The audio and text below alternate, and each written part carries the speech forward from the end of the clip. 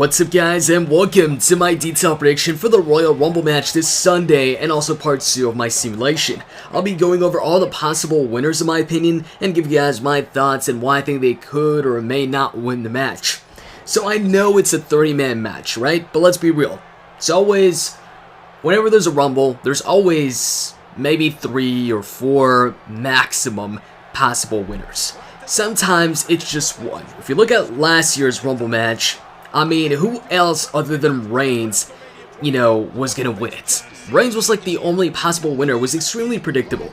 And then when you look at the year before that, it was either gonna be Batista or Daniel Bryan. Daniel Bryan did not end up being in the match. They got a lot of backlash for that, and so it was obvious Batista was gonna win. Even before we found out who was gonna be in the match or not, it was still pretty obvious that it was probably gonna be Batista. So this year at least, there's about 3 guys that could win this match. You can maybe add a 4th one in there. So I'm going to go ahead and tell you who those people are. Number 1 is, of course, the champion, Roman Reigns. Number 2 is Brock Lesnar. Number 3, Triple H. And that's the one I'm going with here. But there's a strong possibility Brock could win it. And a distant number 4 would be, try and guess who that is. Who's that number 4? Keep in mind though, it's a distant number 4, so I don't think he has as good of a chance at winning as the first 3 that I mentioned. That 4th person is Bray Wyatt, and if it wasn't for this Monday's Raw and this past SmackDown, I probably wouldn't even list Bray Wyatt as a distant 4. He'd probably not even be mentioned at all. And like I said, it is a distant 4. So even though he's in there, his chances are a lot less likely than Triple H, Brock Lesnar, and Roman Reigns. So let's start off with Roman Reigns. There's actually a lot of people that think Roman Reigns is going to win this match. Now, I can see why. Because WWE obviously books Roman Reigns really strong. I mean, try and think of the last time Roman Reigns lost a match clean. You know what? He really hasn't. He's never lost a match clean. He's always lost due to interference, somebody cheating, or something like that. It's never been clean. They really protect Reigns. And a lot of people think that he's going to win this because they want to make Roman Reigns look strong. And I know, this is like a meme going on well, it's been going on for a while.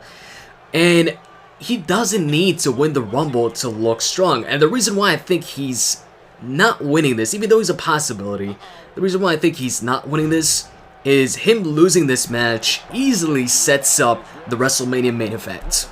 Well, if he does win, then really, what can they do to stop Reigns? What else is gonna look like an actual viable threat to Reigns if he goes ahead and wins a Royal Rumble from the number 1 spot, a Royal Rumble which involves Brock Lesnar, a guy he hasn't been able to beat yet, a Royal Rumble that involves a bunch of former world champions, and I don't know if I mentioned this, I probably did, he's entering in at number 1, pretty much everybody is gunning for him, the Wyatt family is gunning for him, the League of Nations is gunning for him, so he doesn't need to win it to look strong.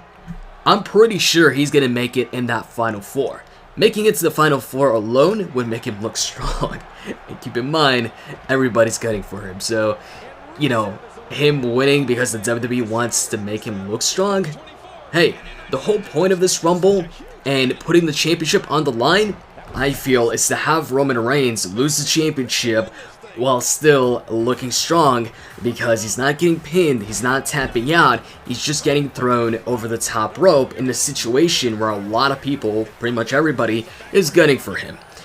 And also, it sets up the main event for WrestleMania pretty easily against whoever eliminates him.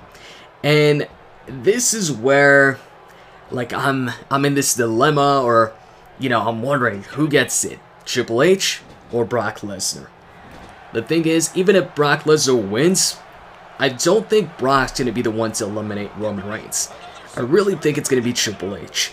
And when it comes to Triple H, whether he wins this match or not, I think it simply comes down to whether he participates or not. If he participates, so if he's an entrant in the Royal Rumble match, then he's winning it. If he's not, then obviously he's not winning it. So if he's in, I say he wins. If he's not, then obviously he can't win. It's as simple as that. So me going with Triple H here is assuming that he's in. And if he's in, I'm assuming that he wins. Now, if Triple H is not in it, then obviously I'm going with Brock Lesnar. Because like I said, I was going back and forth between the two. And the reason why initially I was leaning towards Brock Lesnar more, for a while actually.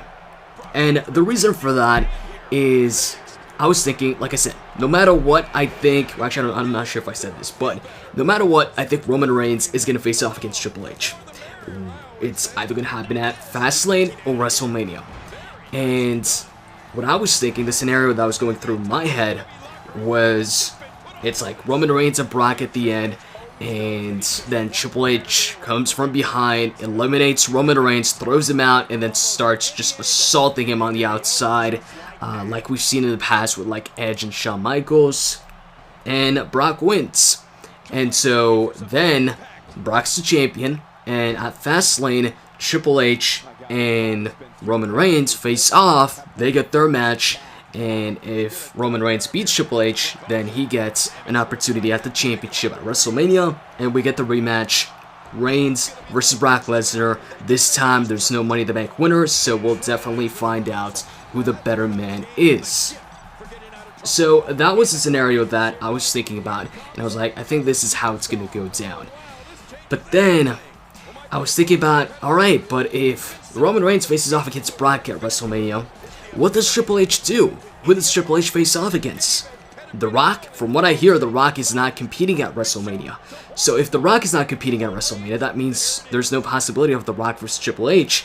Who does Triple H face off against? Does he just forget about Reigns and he moves on from the whole Authority versus Reigns storyline and he starts feuding with somebody else? Because I don't know about you guys, but to me that seems very unlikely. And so that's pretty much why at the end I went with Triple H, because if he's not facing off against Roman Reigns at WrestleMania, really there's no other opponent for Triple H that makes sense.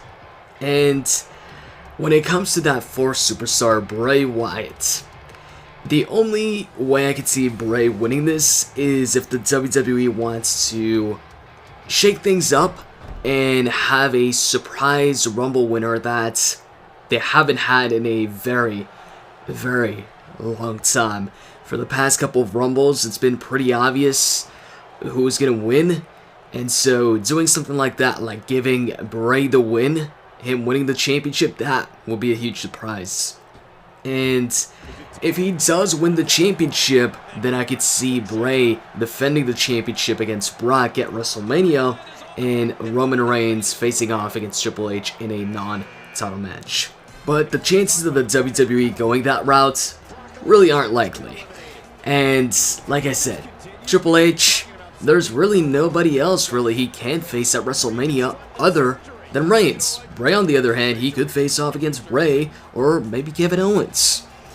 Now, speaking of Brock, man, I'm looking forward to him in the Rumble match, simply because since Brock came back, he's been facing off against the same guys over and over again. So this is going to be cool. We're going to see Brock interact with a couple of different superstars. And since we saw, already an interaction between Brock and Bray on Raw and the Wyatt family, I'm positive we're going to get Brock German suplexing the Wyatt family members in the Rumble match. I'm just really looking forward to seeing Brock in the Rumble again, and him beating up other superstars other than Triple H, Roman Reigns, John Cena, and The Undertaker, and The Big Show too. So that'll be cool to see. I just hope that by the time he makes it in the match, because I think he'll be like 29 or 30, that there's actual superstars in there that he hasn't faced off against. Like, please, don't bring in Brock Lesnar at number 30 and only have Roman Reigns and The Big Show in the ring. Like, yo, I've seen this before. This is the Rumble. You've got this opportunity to put Brock against other guys that we haven't seen. But anyways, also when it comes to AJ, man, I hope we do see him. And I hope he gets a pop when he comes out. It always sucks when a superstar makes a big return or debut, but the crowd is like a quiet crowd.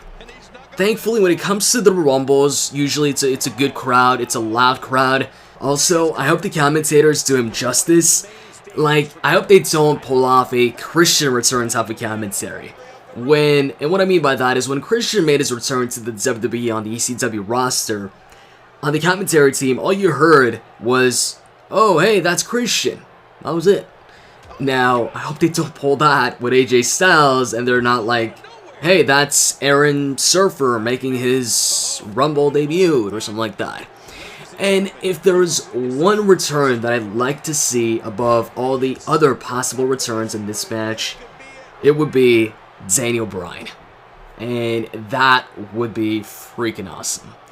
But, you know, it all depends. It all relies on the WWE doctors clearing Daniel Bryan. If he's cleared, I'd love to see him in the match. So anyways, I hope you guys enjoyed this video. If you did, as always, you can click the like button. It's greatly appreciated. And with that said, I'm out. See you guys.